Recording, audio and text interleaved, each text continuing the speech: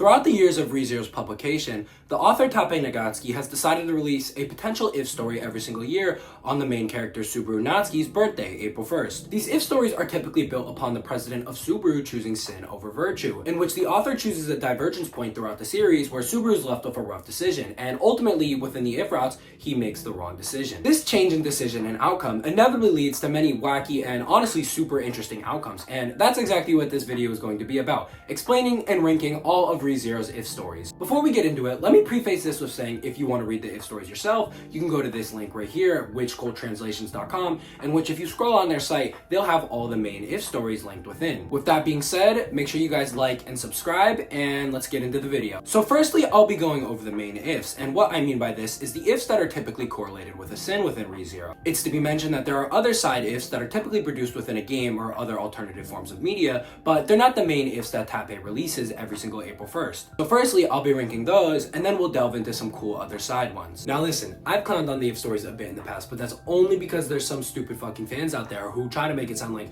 these stories have happened within the main series when they haven't, and it gives people a really big misinterpretation of what's going on within ReZero. But besides that, the if stories are actually really good. Starting off in last place is the Lust If, aka the Butterfly If. This if right here was actually the very first one that Tappei ever released, and to say the least, it's the weirdest one. I don't know what the fuck Tappei was thinking when he released this, because this one is fucking wild. Essentially, it's just a Lust If. I mean, this was the first one he released, and it kind of started off as a joke, you know? He actually ended up deleting this if. But basically, this one just follows Subaru being a perv, to say the least, and he's slaying every single female within ReZero. They're all on top of him. It's honestly like probably something like Subaru's fantasy. But yeah, this was deleted by the author soon after he released it, and we haven't actually had a follow-up on a real Lust If since that. So I wonder if we'll ever get another one, or if Tappei's just gonna call it quits with that one, because I can honestly see him ending it there. But yeah, this one right here, easily in last place. It's weird. The whole premise is basically pointless. It's just all the girls swooning over Subaru. In comparison to all the other ifs, like, this one sucks. The other ones actually have good cathartic stories built into them. This one is just gooner material, to say the least. So yeah, let's move on to the next. In fifth place, and this one's gonna ruffle the feathers of some fans, is the Sloth If. So the divergence point for this one right here is essentially when Subaru's having his from zero speech with Rem. And as we know within the main series, Rem chooses to not run away with Subaru and says, hey, listen, like, the hero that I know and love, he wouldn't run away. You need to stay here and finish this. Within this if story, Rem is like, no, actually, let's run away and let's have a family. So we follow Subaru and Rem as they build their own life within Kararagi, and we see Subaru have a couple of children with her. Writing-wise, this if honestly does propose some serious and interesting aspects to it, especially with how it ends with Subaru getting sent back to that divergence point. It reveals a bit about return by death and ultimately what the goal could be regarding it, because despite dying of old age, Subaru doesn't just die, he gets sent back. So clearly whatever goal he was supposed to attain that regarded Satella or Amelia was not met. It gave us a bit of lore and a bit of an interesting theory ability to craft. This is actually one of two if stories, including the Greed If story, that has a light novel version to it, in which the light novel version is much longer and much more in depth, and we get a bit more lore revealed about what happened to Rem and her village and who really sent out those attacks on it. Ultimately though, if you're a big Rem fan, which I'm not, you'll love this one, and I can honestly see why you'd have it higher in the rankings. These are really hard to rank, to say the least, because they're all super good, besides the Lust If, obviously. But yeah, by the luck of the draw, it just has to go in fifth place for me. There's just, the other ones, they're just better. They're just better. I'm gonna be honest. They're just better. But yeah, let's go on to the next. Again, don't hate me, but in fourth place is the Wrath If. This one follows a divergence point within Arc 2, where when Rem dies and Rem goes after him to come get him, Subaru ultimately doesn't off himself, and he ends up actually taking Beatrice's hand. This one is so good, and we see Subaru become the Purge King. This is a beautifully twisted if, as we follow Subaru slowly fall into that wrathful vengeance, and essentially lose all color in the world to where everything just becomes gray. This is also one of Subaru's most brutal ifs, where we see him commit some of the greatest atrocities he commits within all the ifs, honestly. One of my favorite things about this if is just Ram's constant pursuit of Subaru and the twisted paranoia that this led him into. The final confrontation and battle with Reinhard is also honestly one of the most interesting things within the series, and also seeing how the characters around Subaru act within this if is very interesting. It's really hard to put this at 4, and honestly I used to have it higher up.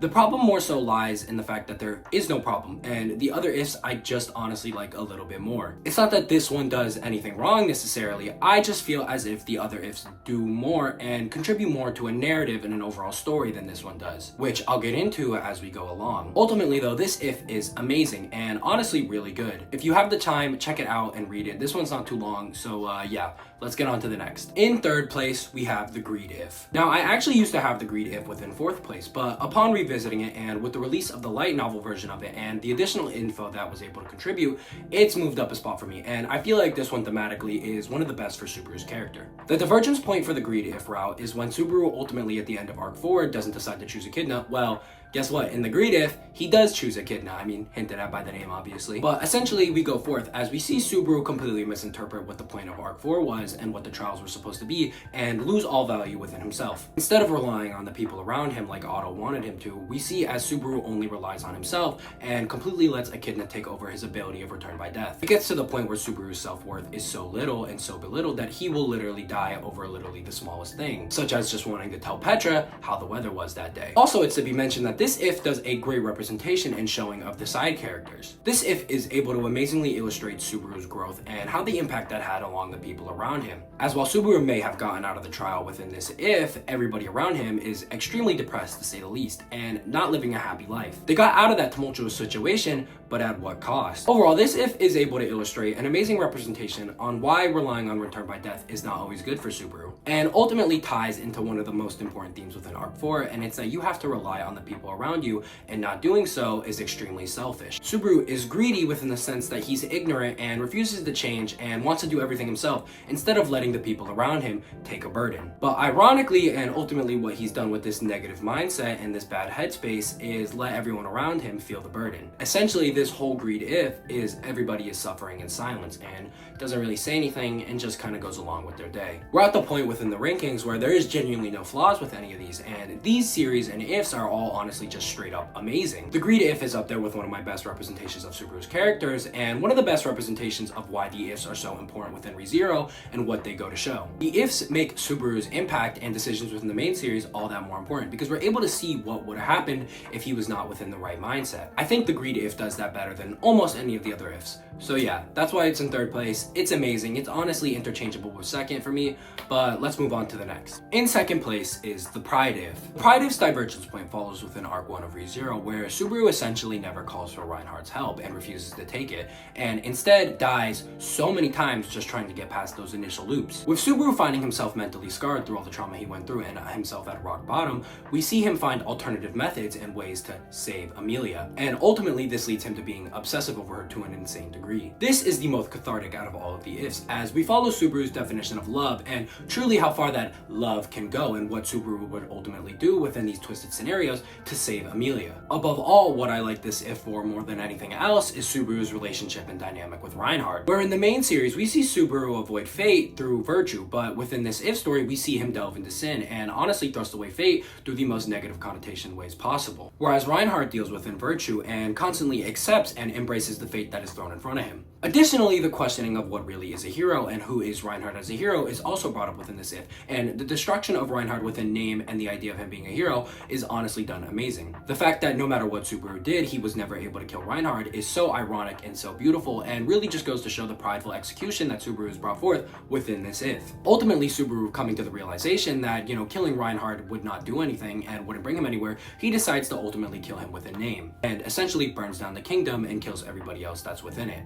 Ultimately, this If is able to amazingly illustrate what love can really do to a man, and the upper limits of insanity and how far this delusion can really drive a man. On top of this, the ending with Subaru ultimately permanently dying as he's believed that he's fulfilled his wish of saving Amelia gives us some pretty interesting insight within the series and ultimately what the goal of return by death could be. The fact that Satella let Subaru die is very interesting, and it could be correlated to the fact that he finally felt prideful and confident enough that, he can move on and Amelia is safe and is going to do good, which ironically was completely the opposite as Subaru completely destroyed her psyche and she just couldn't understand why. This prideful action and twisted character of Subaru is honestly one of my best representations throughout the whole series of ReZero, main route and If routes, and ultimately that's why I have it in second place, and it used to honestly be my favorite, but the next one is just so amazing. So yeah, let's move on to the next. Within first place, we have the Gluttony If route. Arc 6 spoilers ahead, so skip ahead to this point in the video if you want to just hear about the other side Ifs. Essentially, within the Gluttony If, we see Natsuki Subaru never gain the memories back and not being able to piece together who Natsuki Subaru is. The divergence point is when we see Subaru within Arc 6 get thrown to the edge of insanity, in which in this If route, we actually see him delve into that insanity in the hope of finding out who Natsuki Subaru really is. Instead of coming around and ultimately being able to trust the people around him, him, Subaru finds alternative methods, to say the least, to figure out who the people around him are. And we see Subaru, with the help of Shala, as we know she is just crazy for him, kill everybody around him in hopes of building his name together back by doing that, figuring out who this Natsuki Subaru really is. This If is so amazing on so many levels, and honestly has to tie into the fact of Subaru's character growth. Take into perspective that this Natsuki Subaru is the Subaru that we see within the first arc of ReZero. He is so belittled and baffled by the amount of growth that this Natsuki Subaru has supposedly had, and this great hero that he claims to be, he can't even believe it. He could never see himself in such a positive manner, to the point where it drives him to borderline insanity, and we see him commit these actions. I shouldn't say borderline insanity, as he actually does go crazy within the If route. This representation of growth through Natsuki Subaru just goes to show how little he had valued himself, and how little value he had in himself before he came to this world. Also, the confrontation and dynamic with Otto is extremely interesting. As we know within ReZero, Otto is one of the only characters who gave Subaru the value within his name. Going all the way back to Arc 4, Otto is who saved Subaru. So to see this essentially Arc 1 version of Subaru find Otto to be the most difficult and challenging opponent is something that's very interesting, because within the actual series, Otto is the most reliable friend. The irony with this is honestly insane. This If's ability to characterize and honestly bring forth all the events of Arc 6 and what actually ended up happening within the main run of theories makes it number one for me. It really does add a whole nother layer to what we saw go on within Arc 6. Also, not to mention, Subaru's just low-key kind of looking tough within this one with the white hair. But yeah, with that being said, this one is able to edge out Pride and Greed for me just a little bit. Ultimately and altogether makes this the best If story within ReZero for me, and I couldn't recommend more to go check it out if you haven't, because it is honestly just amazing. With that being said, what other If stories are there within ReZero? So firstly, we got the Vainglory If, which essentially is just a school version of ReZero. Tappei kind of releases this when he doesn't have any other If stories to release that year and hasn't really cultivated or built any ideas. It's cute, it's cool, you know, there's not really much else past that. Next up, a couple years back, the author released a gender-bent If, which, I mean, it's exactly what it sounds. All the male characters became female and all the female characters became male. This If only followed the events of Arc 1, and honestly there wasn't much about it besides one interesting piece of information, that being Satella's male name, which was Lunar.